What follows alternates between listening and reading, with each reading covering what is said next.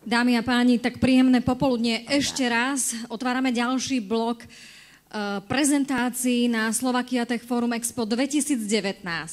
A je nám veľkou cťou, že naše pozvanie práve na toto fórum prijala uznávaná líderka v oblasti rozvoja inteligentných miest, ktorá pôsobí v predstavenstvách viacerých významných klubov a aktivizačných nadácií.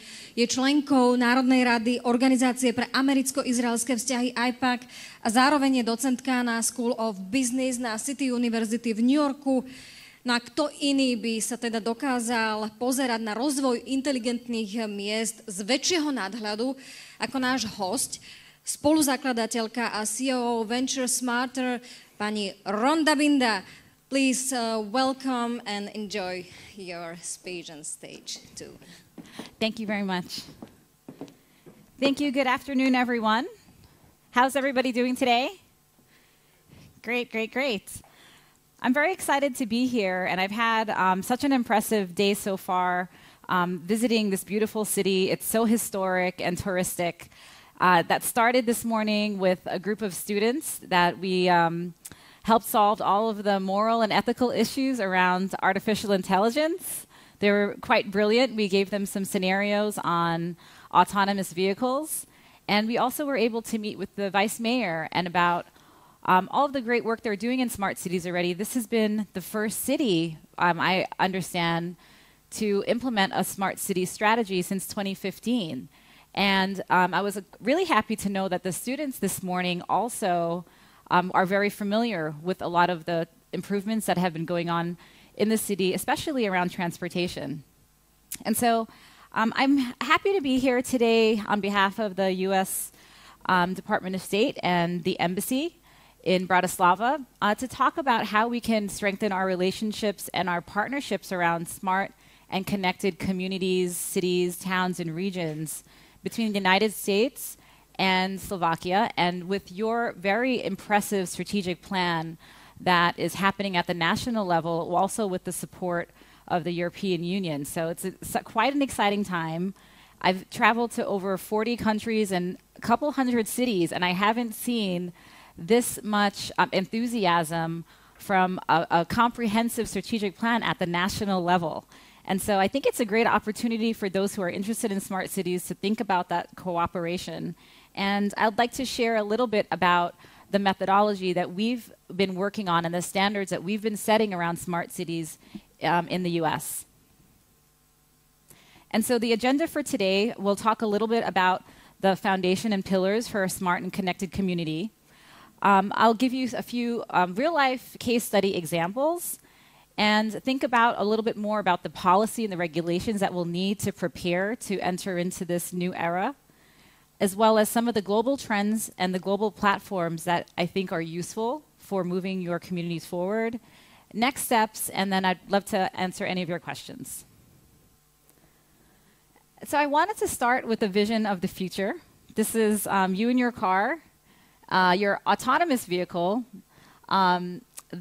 your smart car that is pulling you to the side of the road. This is maybe quite not autonomous because it's pulling you to the side of the road because you're texting while you're driving.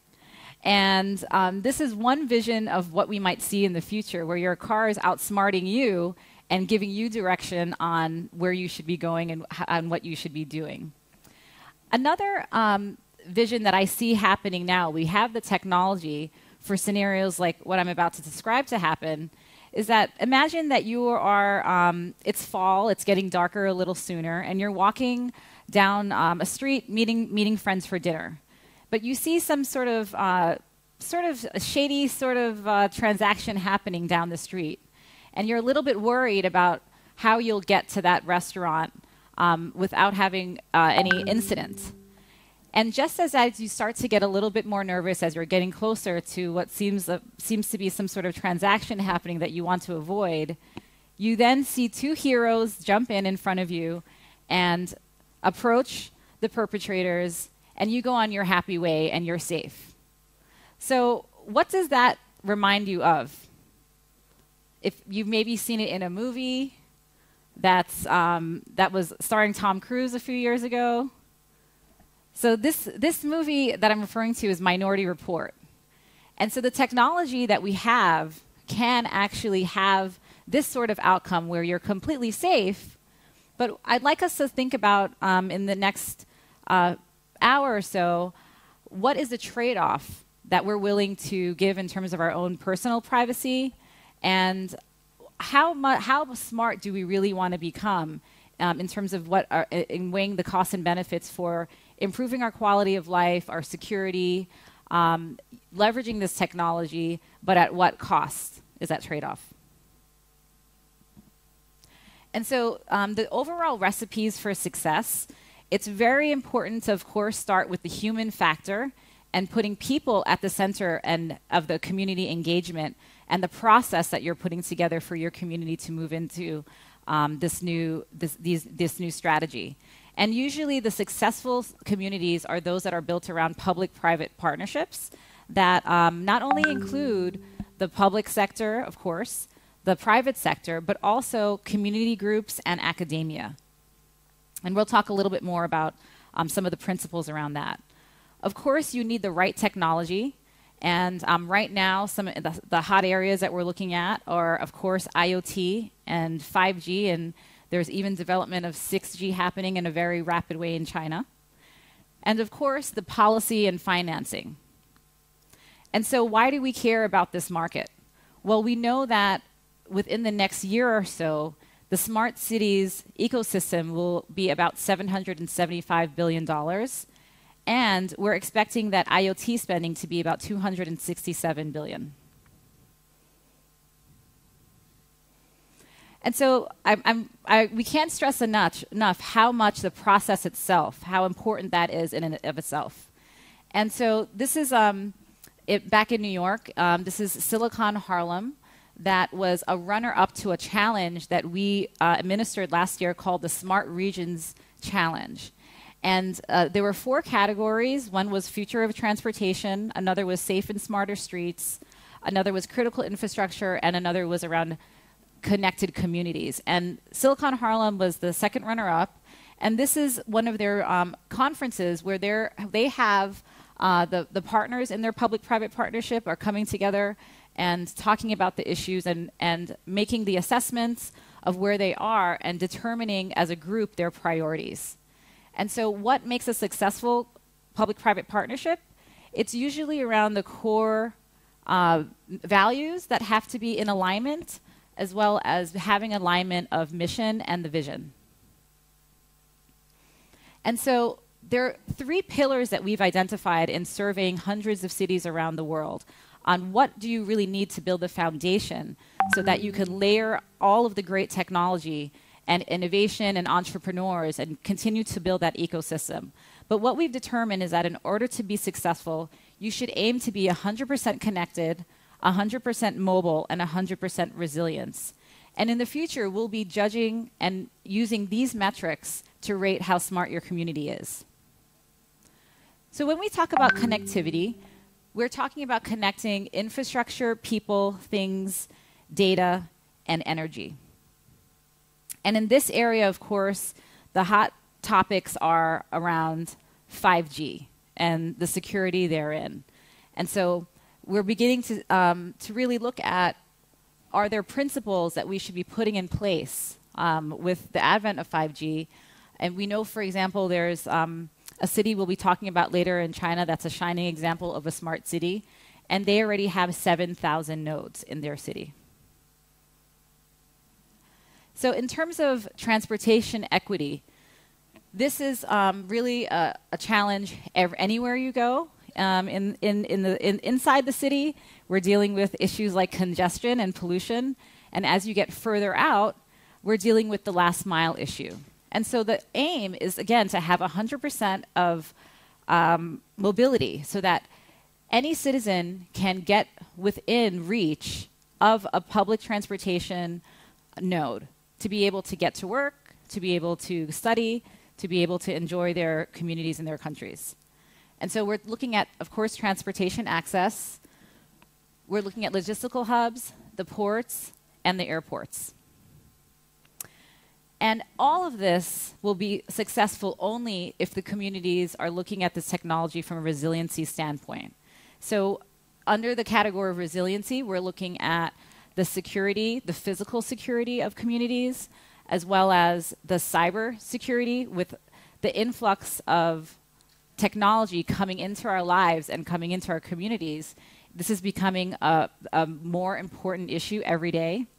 And then, of course, we have to have a lens towards the sustainable nature of the way that we're developing our communities, that it's more in harmony with nature and the environment. And so we're also looking at sustainability from economic, but also from social and environmental perspective. And so I'd like to show a few examples from around the world, and I would like to start with an example that I worked on in the past few years. So after traveling and having the benefit of seeing all of the great things that succeeded and that failed in so many cities, I decided to step out of the international work and go back home to New York, Queens, New York in particular.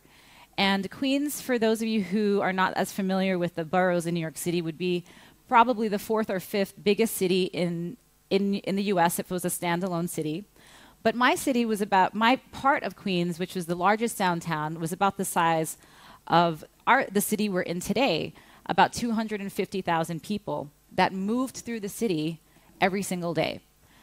And I thought that we had so many great assets, but they were being underutilized. And I wanted to create a clear mission that everyone could gather around and support. And so the strategy that we embarked upon was called the 3 T's: technology, tourism, and transportation.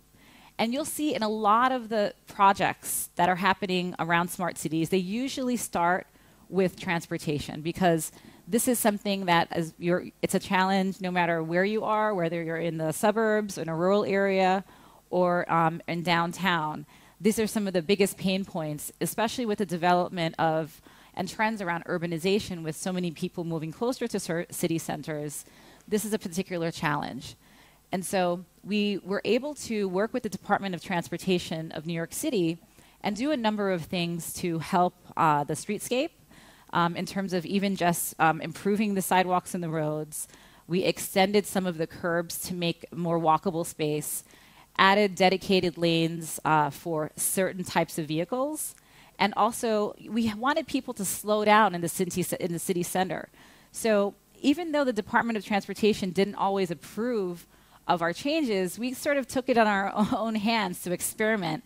And now, years later, I did learn that they finally have approved a plaza area that we've removed some of the cars, and we're able to have places that people can sit and relax and engage.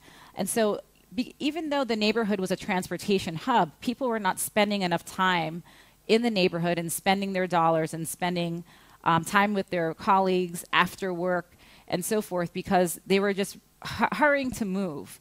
And so by making the transportation more efficient to get around within the neighborhood, people would spend more time because they've freed up some time that they would spend commuting.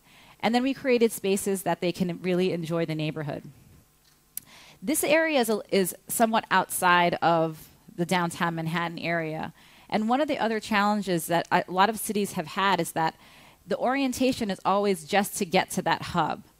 And so we were missing on the economic development that could happen between connecting regions, and not just going straight in and out of that major city, but how can we also connect the regions around it? And that's why our challenge last year was called the Smart Regions Initiative, because we really wanted to encourage that intergovernmental cooperation across regions, and also that public-private partnership methodology of working and requiring that the cities that applied also had academic institutions and private sector involved.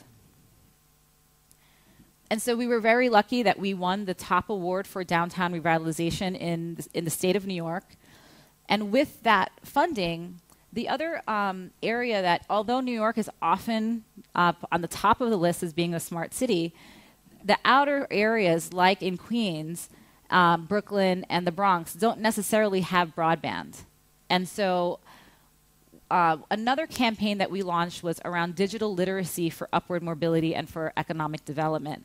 And so with the $10 million that we received from the city, from the state, from the governor, we were able to put the majority of that towards bringing broadband to the over 500 businesses that were downtown, but did not, in fact, have any access to high-speed internet. And so we're working on that currently in the neighborhood. We were also very lucky to have to win the award in the city for neighborhood revitalization.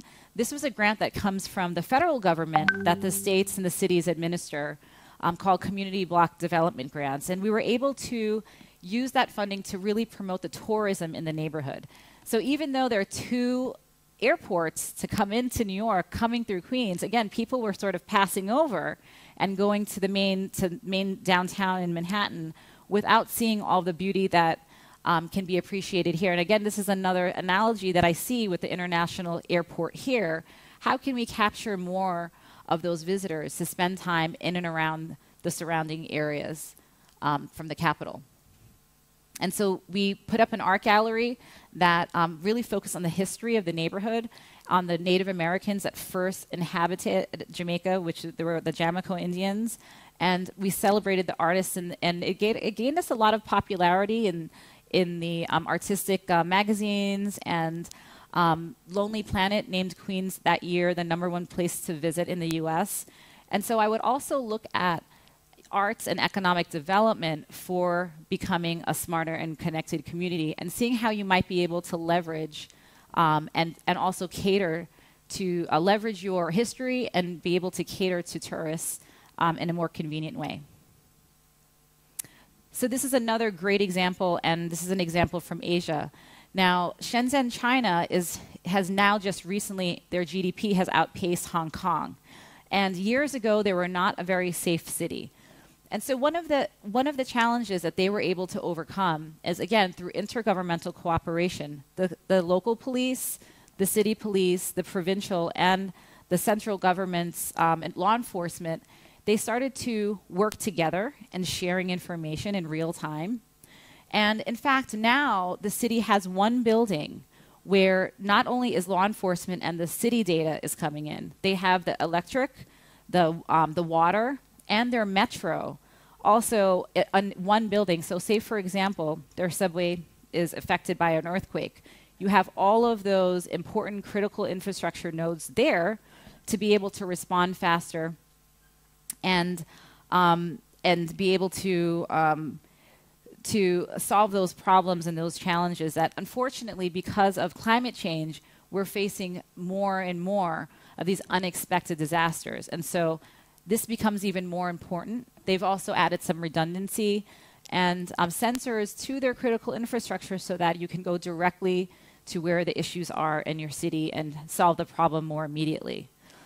Also, with regarding transportation, they've extended their subway service, and it's become much more efficient. They're showing the real time of when the trains are coming and going, and extended it almost to be able to reach over to the Hong Kong region.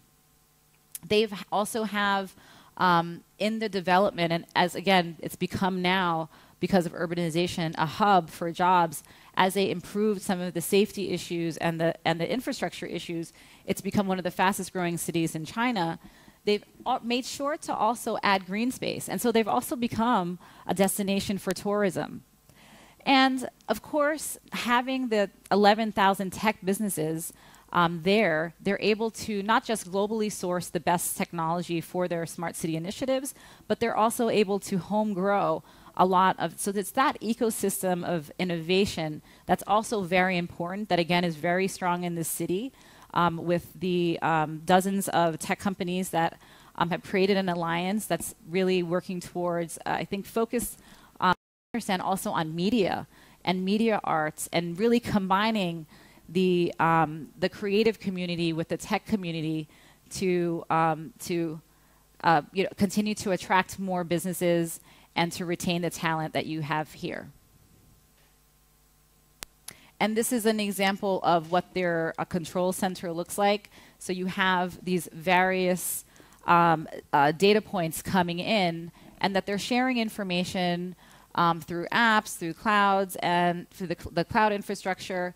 and they're constantly pulling in real time. And this is a platform that's very similar in other cities who have moved toward data sharing among their agencies and intergovernmental. And so this is one of my favorite examples. I was so lucky last year to visit Estonia. And really, when people ask what is the smartest state or smartest city, I like this example better than anywhere in the world. They have put 99% of their government services online. 98% of the people have an electronic identity card. Oops. Sorry. Let's go back there.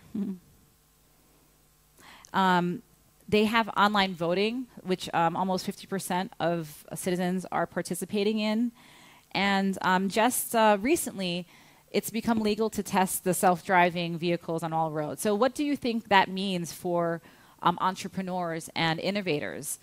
They're excited to go to places like Estonia that have been open to cryptocurrency, open to autonomous vehicles and self-driving vehicles, and have made the quality of life a lot better. I mean, in Estonia, the government sends you their tax bill, and a very high percentage of people agree with that. And so imagine if you're dealing with business taxes, personal taxes, they've made it much more streamlined that this is just, they've gone beyond just the, basically putting in the connectivity and the pipes and the plumbing for a smart city. They've then been able to build on top of it and layer in the benefits for people in their country to have this continuous loop where they're giving feedback in real time to their leaders, and then that data is being used for evidence-based policy making. And they've also been able to preserve the beauty and the historic nature. And I really admire the way that they have moved into this digital era, and that the government has embraced it and has supported this innovation ecosystem there. So it's not just about cities, of course. We have so many rural areas, and there's also a movement now for smart villages and towns. And there's more information and examples that you can find where on smartvillagemovement.org. And so, we can quote Bill Gates that says that the internet is becoming the town hall of the global village of tomorrow. And so what we're seeing is that certain people in these towns are becoming empowered by even just giving a smartphone.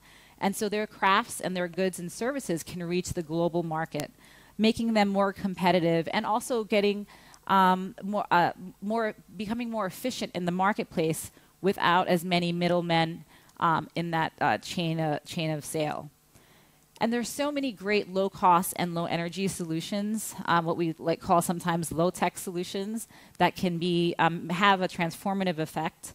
And really, it's about also enabling people in these communities to access all of the great things and platforms that they can in terms of education and entrepreneurship that's moving more and more online. And so especially in more remote areas, I do really think that digital literacy there is still a gap. So in addition to the actual digital divide, then the next step is really to look at online learning. And even the major universities are all moving towards this area. I started teaching a few years ago, and I've gone from teaching all my classes in person to only one in person now, and the rest of my classes are online. And so with this fast-changing technology, and this is what we've been talking to the students about on the past few days as well, it's really essential that you continuously learn. So I tell them that really you're in school to learn how to learn, because you're going to need to continue to stay up to date on all the things that are happening around your world as every single industry is becoming more technologically advanced, and that we can't even predict what the jobs of the future will be. And we'll also come back to that a little bit later.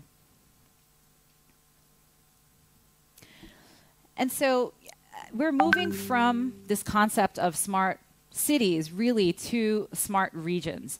And so I wanted to just open up your imagination to a regional cooperation that could happen both within each of the 8 regions here and among cities and regions, crossing municipal lines, crossing state lines. And, you know, this is, there's so many benefits to it as well, because implementing a project on a smaller scale will often cost more. And it's hard to also sometimes get the interest from companies to want to work on a case-by-case basis. So when you look at the regional cooperation that's already happening, it seems, across areas like infrastructure, like tourism, and cross-marketing for goods and services, you know, across your communities and towns, you can have a much wider impact. You can have, of course, the economies of scale, but you're able to leverage your resources and leverage the collective data. And this data portion of it is particularly important now. We know that today, in the past 2 years, we've collected 90% of all the data we actually ever have collected. And so it's going to continue to increase at an exponential rate, that if we're able to work together to analyze this, and whether you're interested in commercializing the data for your city or for your private sector company or for the research you're doing in academia, it's this issue around sharing of data that I think is such a great opportunity for Slovakia today, because it hasn't really been figured out yet with principles in this area. And this is an area where I really do believe that with the cooperation among yourselves, you'll be able to set standards that the rest of the region and the rest of the world will be able to follow. And so one of the things that we also did last year was create a caucus on the congressional level, because there were about 50-something committees dealing with anything from autonomous vehicles to cryptocurrency to 5G to any type of smart infrastructure that you could imagine, or emerging technology. But it was very disorganized in terms of how we were moving our policy forward. And so Congressman Darrell Issa, who was one of the only sort of tech-savvy congressmen at the time from Southern California in Congress, and another congresswoman who has oversight over the Federal Communications Committee, Yvette Clarke, they approached us to help them create a caucus around smart cities to close that gap that we still have in the US between policy and technology. And figure out how can we really change policies to help our entrepreneurs and our innovators. And so the caucus has been having regular meetings where we bring the technologists, we get them out of Silicon Valley and Boston and Ohio, and we bring them to Washington with all of their cool gadgets, and to show what's really happening and how these amazing technologies are helping firefighters save lives, helping keep us safer, and how critical they are to overall security and improving the economic and the quality of life for Americans. And so we're continuing to have briefings on Capitol Hill along these 3 pillars of connectivity, mobility, and resilience. And it's been so far a great success, and they've also taken this show on the road into our top technology conferences and all around the country. And so specifically with technology, we are also looking at continuing to educate our elected leaders, as well as joining these, and this is a New York City Council hearing recently. Just last week, they talked about the ID cards and the tracking of the New York City ID and the privacy issues around that. So American Civil Liberties Union was also involved in that. But it's continuing to educate on the policy, and more specifically with technology itself. There was one other pillar that Congress added, and it was the future of work, because they're very concerned about this area as well. But what we're encouraging are these global organizations like National Institutes for Standard Technology, NIST, IEEE, the International Engineers Association, and there's various European organizations as well, to help us come up with solutions that cities can have a turnkey approach because it's standardized across regions. And again, on the policy side, there's so many issues that we have to figure out, from the funding to, of course, privacy, to the use of artificial intelligence and machine learning. Who owns the data? Is it the government? Is it the individual? Is it the companies collecting the data? And so President Trump in February signed an executive order around ethics and artificial intelligence. And we're really hoping that we can work more closely with our European partners on figuring out what are those principles around artificial intelligence, because with all the data we're collecting quickly, we're able to do a lot of amazing things with AI that will definitely, as in the example that I gave at the beginning, improve the quality of life, but at what cost and at what risk. And so, again, the conversation we had this morning with some of the students, they're already thinking so far ahead and are coming up with some of the great suggestions that I think that this conversation really needs to be done across all levels, not just the technology experts, but we should be really, again, through the public-private partnership approach, getting input from everyone in the community. And so this area that I mentioned around data sharing, do we know all of the possible uses yet of the data and how to commercialize it? How can we leverage and how can businesses leverage this data in so many different ways? And the possibilities are really just endless. We think that some of the areas that are growing very quickly, of course, cybersecurity, clean tech, smart energy, health tech, ag tech. These are all of the areas that we predict in the future. There's going to be much more people to work in these industries, in these verticals. And again, I think it's going to be through online learning that we're going to have to catch up and get more skilled workers up to speed on what the latest is and how to apply technology to these industries. There might even be new sorts of governmental organizations to deal with some of these challenges. So I just wanted you to start to think about what those could be, and whether we need to create new think tanks to really start to be the conveners for the cooperation across countries in setting the standards.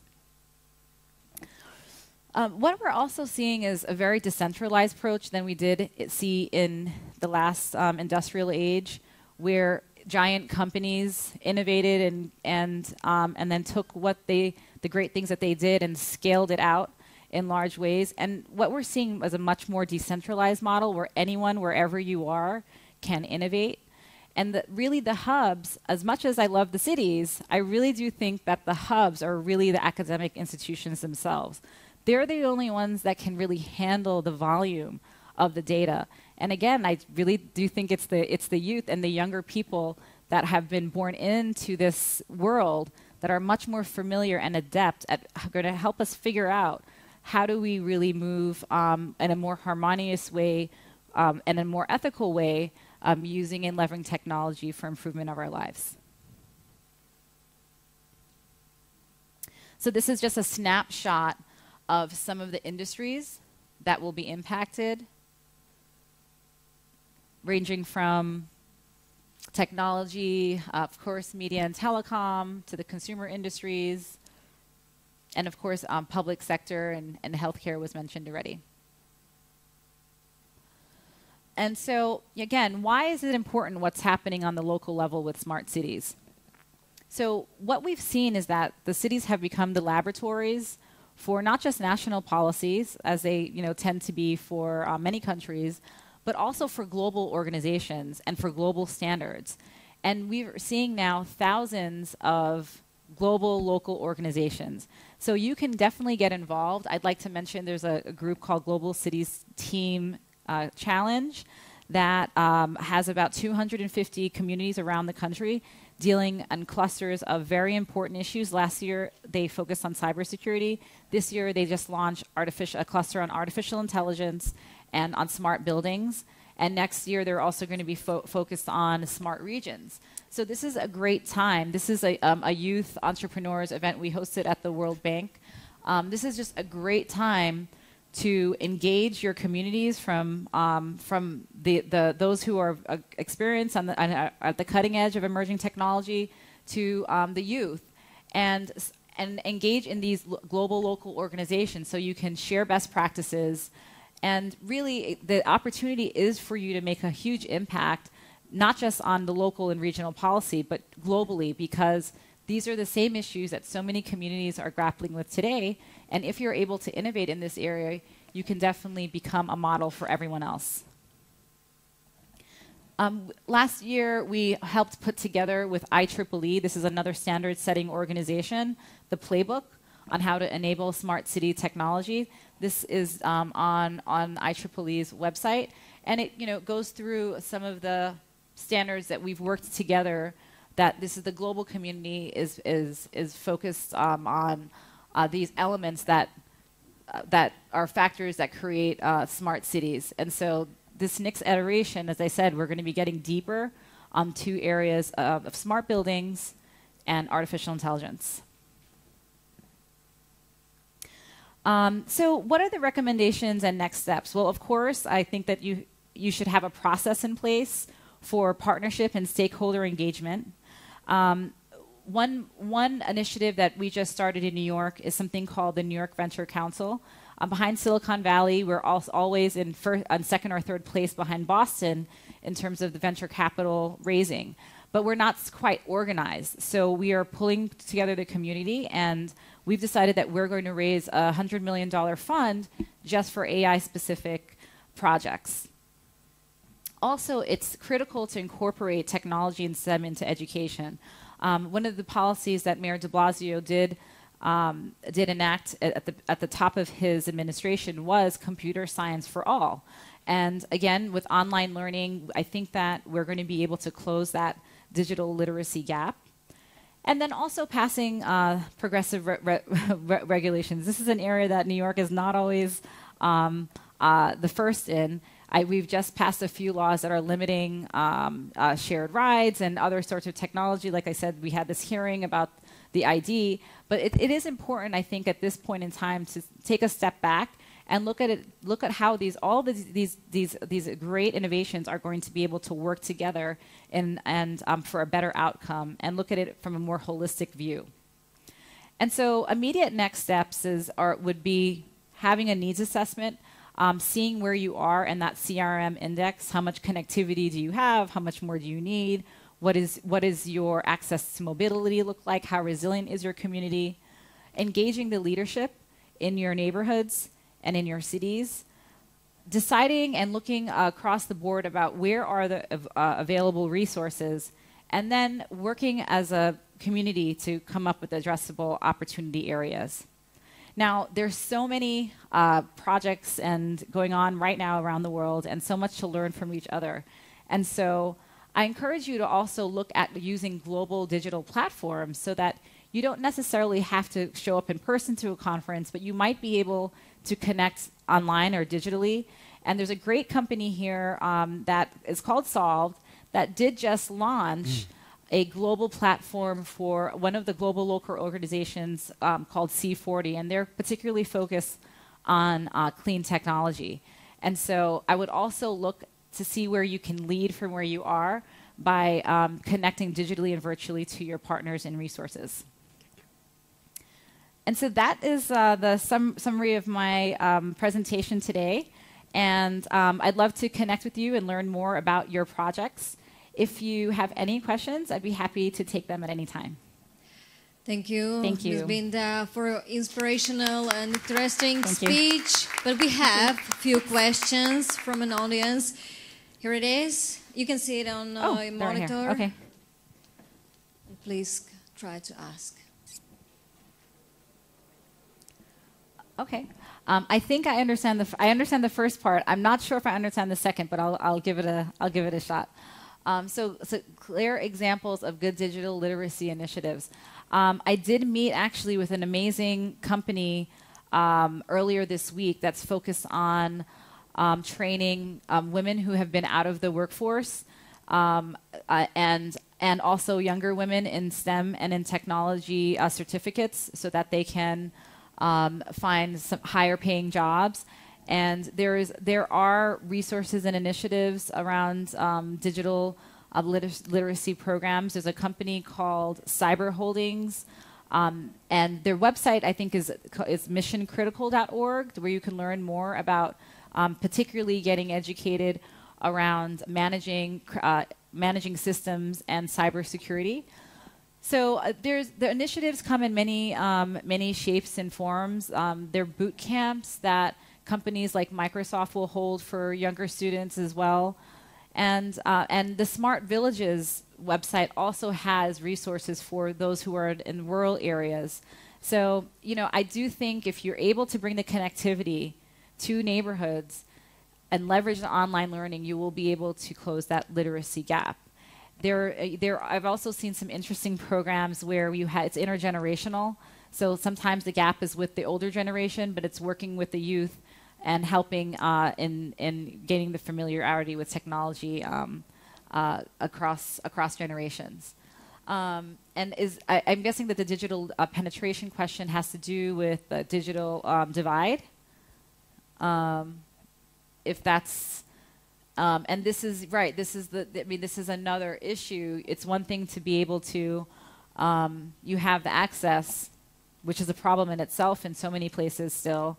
But it is proven, in the World Bank and the OECD and World Economic Forum have all shown that there is an immediate increase in GDP in communities that do bring connectivity.